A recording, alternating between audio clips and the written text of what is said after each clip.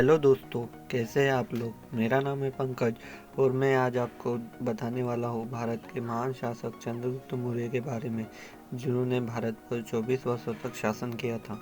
चंद्रगुप्त मौर्य, इनका जन्म 340 ईसा पूर्व में हुआ था।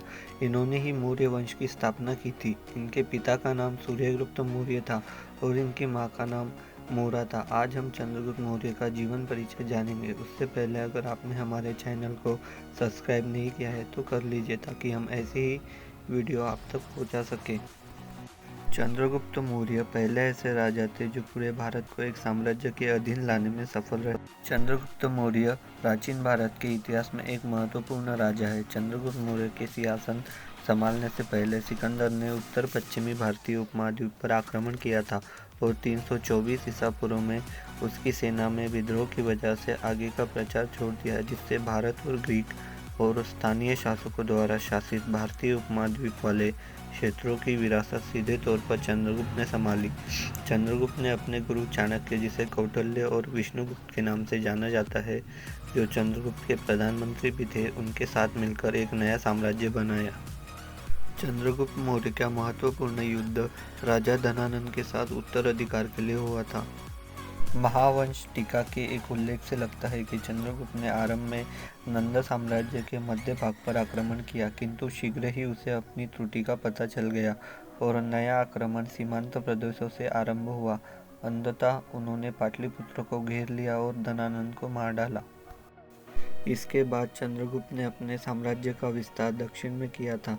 मामूल नारा नामक प्राचीन तमिल लेखक ने तिरुनेलवेली जिले के पोथियल पहाड़ियों तक हुए मौर्य आक्रमण का उल्लेख किया है। इसकी पुष्टि अन्य प्राचीन तमिल लेखकों या ग्रंथों से होती है।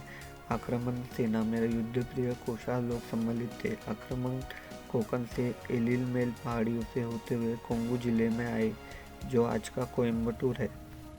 मैसूर से उपलब्ध कुछ अभिलेखों से चंद्रगुप्त द्वारा शिकारपुरा तालुका के अंतर्गत नागरखंड की रक्षा करने का उल्लेख मिलता है।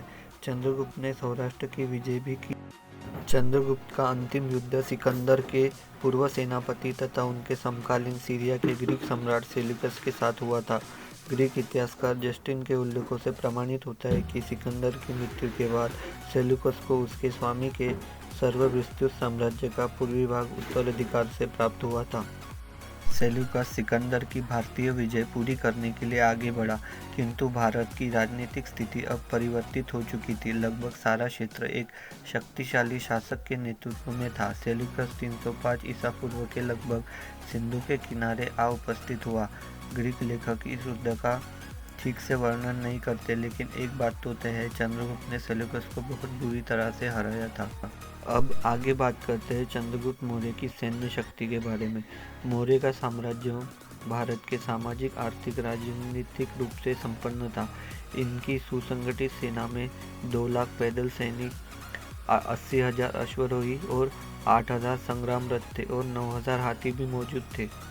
चंद्रगुप्त मौर्य का साम्राज्य अत्यंत विस्तृत था। इसमें लगभग संपूर्ण उत्तरी और पूर्वी भारत के साथ साथ उत्तर में बलूचिस्तान, दक्षिण में मैसूर तथा दक्षिण पश्चिम में सौराष्ट्र तक का विस्तृत भूप्रदेश सम्मिलित था।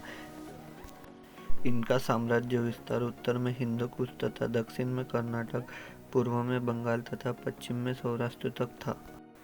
चंद्रगुप्त मौर्य एक अत्यंत साहसी, तेजस्वी और शक्तिशाली सम्राट थे। सम्राट चंद्रगुप्त मौर्य की मृत्यु 298 ईसा पूर्व में श्रवणबेलगोला, कर्नाटक में हुई थी। चंद्रगुप्त जैन धर्म का अनुसरण किया करते थे। चंद्रगुप्त मौर्य की मृत्यु के बाद उनके पोते भारत के सबसे महान और शक्तिशाली सम्राट बने, जिनका नाम हम सभी जानते हैं, चक्रवर्ती सम्राट अशोक बिंदुसार मौर्य। आज के इस वीडियो में बस इतना ही। फिर मिलेंगे आपसे अगली वीडियो में। तब तक के लिए जय हिंद, वंदे मातरम।